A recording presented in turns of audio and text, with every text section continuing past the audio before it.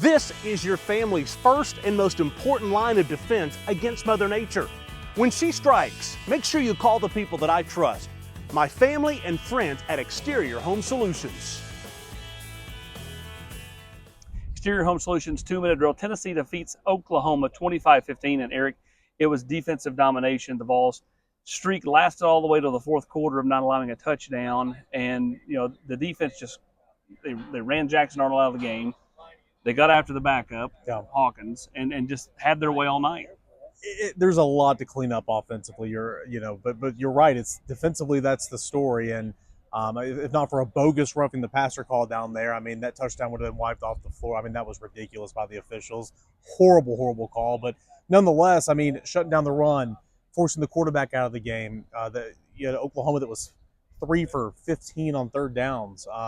Tennessee just got after it defensively, and offensively, yeah, there was a lot of things that you need to improve on, but you could turn the game over to your defense in the second half. Tennessee was so conservative play calling. Josh Heupel addressed that in post-game. Tennessee's never done that while being here. You got to find different ways to win games. Tennessee went conservative because they could, and they ran the football, relied on that defense, and the defense certainly won this football game. Yeah, no doubt about it. At one point in the fourth quarter, Oklahoma had less than 100 total yards. Yep. I mean, that tells you what Tennessee's defense got done tonight. And you're right. The first touchdown they allowed, they kind of got, I thought, a little cute. They had Evan Spellman, true freshman, Caleb Perry out there, and a couple other, third-teamers.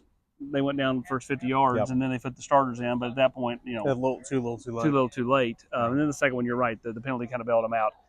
You could tell this meant a lot to Josh Heupel. He referenced that. He said it wasn't about me, but it was, a big moment. He says he's going to put the game ball, in his office, and he referenced his mom. He got emotional talking about his mom. This is the first season. He's not been here, so she's not been here for these first 4 games. And every game, all the Heupels kind of get together and they take a family picture like they did at Neyland after the win over Chattanooga, and she's not there, and you can tell that he's thinking about her. Yeah, I mean, he misses her every single game, but he even said she was looking forward to this one. And how could you not as a mother and have a son that played here, coached here, it ended poorly here and always supporting him and then going back to where it all kind of began. I mean, she was looking forward to that. And he referenced that, but it absolutely meant something to him. I mean, he said all the right things this week, and he continuously, even after the game, he said, this isn't about me, this isn't about me. But his players knew it.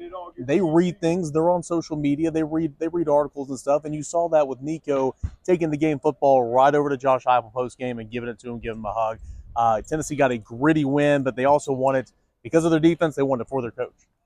Tennessee offensively did make some big plays through the air. You go the big pass to Brew McCoy that led to the first field goal. The big play at the end of the first quarter to Dante Thornton, for 66 yards for a touchdown. Then later he hit Brew McCoy on another one that led to another field goal. So Tennessee stretched the field a little bit in this football game when they weren't, kind of just, trying to run out the clock. Yeah, there were some splash plays. There were some explosive plays, and you like to see that. But also in the run game, I think they had I want to say somewhere around 10 rushing yards in the first quarter. There was not enough, and obviously it wasn't good. And then it started to find your footing, if you will. And that last touchdown drive of the first half for Tennessee, it was 8 plays, 46 yards, and it was Dylan Sampson. And he got every single yard there, and of course that kind of changed the game, in my opinion, for Tennessee. Gave him a lot of breathing room, and then you saw in the third quarter, Deshaun Bishop got in there, had a really good third quarter. Tennessee was able to run the football with some authority there, but overall, again, there's a lot to clean up offensively. I'm not trying to say that unit played great. You had 2 turnovers, but still, with the way your defense was playing, the explosives in the run play was good enough. You were up 22-3 in the fourth quarter in Norman, Oklahoma, with 2 backup tackles that played most every down tonight. And you're 4-0 with 2 ranked wins at the time. 2 ranked wins at the time going into your first bye week. I mean, you take it every single day of the week. Tennessee's got 2 weeks to prepare for Arkansas. Tonight it was against Dejon Terry. In 2 weeks they'll play former teammates Danico Slaughter and Addison Nichols. He is Eric Kane. I'm Austin Price for the Exterior Home Solutions 2-minute drill.